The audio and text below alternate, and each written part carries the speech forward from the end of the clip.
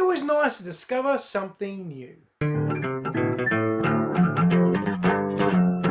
Percy Jackson and the Lightning Thief, released in this year, directed by this person. Production budget of 95 million, a domestic take of 88 million, international take of 137 for a worldwide of 226 million, giving the studio a profit of 131 million, less all marketing and associated costs. Starring Logan Lerman, Brant T. Jackson, Alexandria Daddario, and Jake Abel. Also starring Sean Bean, Kevin McKidd, and Pierce Brosnan. That was so hard to say.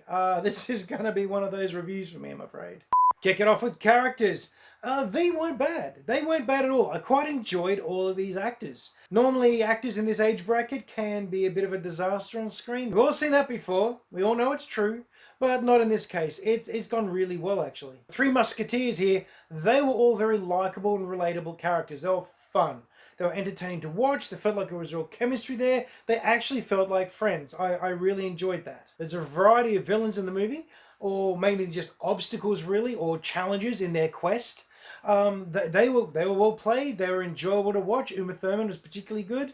Hades was fantastic. Rosario Dawson turning up, also very cool. But the monsters and the scenarios and all the things that they came up against, as far as those characters are concerned, yeah, they sold it. They did a good job. And the gods of Olympus themselves, interesting. They had the gravitas and the extremely detached sort of appearance or style of personality in the movie that you kind of expect. They weren't personable. They weren't really that likable. They seemed very removed, very aloof.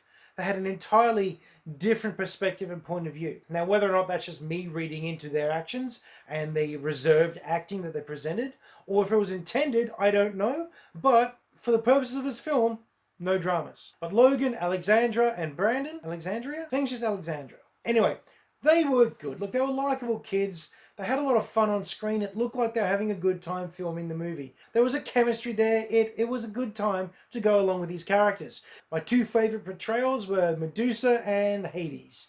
Over the top, overdone in different ways, but they really chewed up the screen when they were present. They were the centerpiece of the moment. I quite enjoyed them. So as for score for characters, I'll be giving them 3.25. Not only were they good on screen, not only were they engaging, but I wanted more of them. I wanted more time with all of the characters. Enough so that I went online to see if there was a sequel. And there is, which makes me kind of happy. Story. Okay, this is a quest movie. Actually, this is 2 levels of MacGuffin hunt wrapped up in a quest story. So it's kind of cliche. It's very cliche. We've heard it all before. Why? Because it's one of the original stories. It's a proper Greek mythology quest, and they treated it as such. It is literally your hero's journey on a quest to get the thing, to be able to get the other thing, to return it to the people who want it, and stop a war of the gods. It's as cut and dried, heroic quest story as you're ever gonna get, because that's exactly what it is, and they knew it. As a result, it's very formulaic. A dilemma presents itself. The heroes are actually selected to go on a quest. I mean, they actually name drop Hercules when they're talking about quests that people have done. I mean, seriously. To get the magic MacGuffin, and to get that MacGuffin, they need to go find other MacGuffins that lead them on a magic map across the United States of America to be able to access the final MacGuffin. And along the way, they face hurdles. They face the challenge of the Medusa, the challenge of the Hydra. There's an encounter with a Harpy. There's an encounter with a Minotaur. It is all of that sort of thing. This is Greek mythology D&D 101 just set in the modern world. I loved it. As someone who plays these sort of computer games and RPG games, this is great. It's step by step from the heroic quest adventure handbook. They would have had to work extremely hard to disappoint me on this one, because you already know what's coming. You already know they're gonna win. You already know there's gonna be a heroic sacrifice by somebody, an impossible odd proven by smarts or muscle. You already know they're gonna get it done. It's just a matter of how. Seriously, I'm gonna deconstruct this movie and turn it into a roleplay game adventure for my mates. 6 acts broken over 12 sessions. I've got easy 6 months of material here. I'm not gonna go much further into story. Suffice to say, it is simple and very effective. As for score, I feel like giving it something really high. I really do. But it wasn't actually a revolutionary story. It's just so well told, it didn't really matter. I think I'll give this another safe 3.25 because it just It was good. And then it was that little extra bit of polish and that extra little bit of, well, joy that came with it because I was just watching a classic tale retold. Look and feel. Okay, well, I think they cheated a bit here, but it worked for them. See, they've taken ancient Greek mythology, they've taken the mythos, they've taken all that sort of thing, they've taken swords and shields and helmets, hydras and minotaurs and monsters and beasts, trips down to Hades, the stairway to Olympus, all that sort of cool stuff. They've taken all that and just backdropped it with reality. They backdropped it with a modern day setting, which allows them to cheat so much. You literally just give him a sword and a shield and have him run around in his sneakers, jeans, and a jumper. Perfect. Most of your wardrobe is on the cheap. They can drop all the money they want in the, what's it called? In Camp Half-Blood. Make it look as Renaissance fair as they like. Make it as look as old Sparta Greece as they feel, but they don't have to do it for the whole movie. They just spend some money at the beginning, and then it's back to hoodies and an old Ford Ute. And once they've shown the real world and then the fantasy world and stuck them together like that, you're done for the whole movie. Tone set, let's go. I wish I could snap my fingers properly. So they sell it to you pretty quickly. You buy into it quite well. They got bold with their special effects as well. The special effects look like special effects, unfortunately. You look at it and you go, that's a CGI monster. A really well done one. It looks good. It looks impressive. It looks effective. But it still looks like a CGI monster. Much like you see a puppet in a movie and you go, that's a puppet. But you go with it because it works. Well, that's the same thing here. These are digital puppets and you buy into it because it does what it's meant to do. I mean, the Minotaur. That is what I want a Minotaur to look like. I really like that style and design of Minotaur. Big, brutal, a true threat. It's not some oiled up dude wearing a cow's head. And they shot it at night, which means they've got away with a lot of stuff. They killed it kind of pathetically, to be honest. It was a bit of a weak death for such a big monster, but you got to prove that the hero is something special, right? The Hydra looked good. You believed it's there. You believed its mass, its size. You believed the way it moved. I didn't quite believe the way that something with multiple snake heads couldn't see around a pillar. That didn't work so much. It's a snake head.